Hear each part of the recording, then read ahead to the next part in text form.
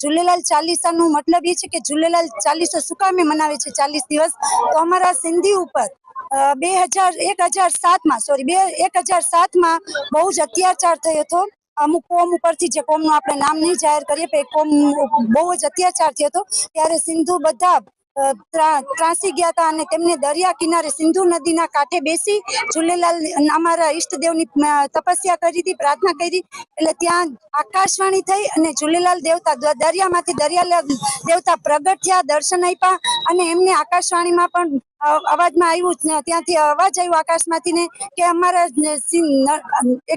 અમારા એક ગામમાં નરસરપુર ગામમાં એક બાળકનો જન્મ થશે ને એ તમારી રક્ષા કરશે।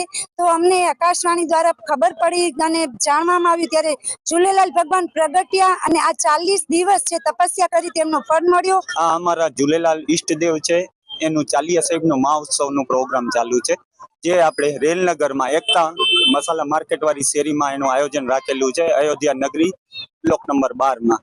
જે 40 દિવસ માટેનું હોય છે।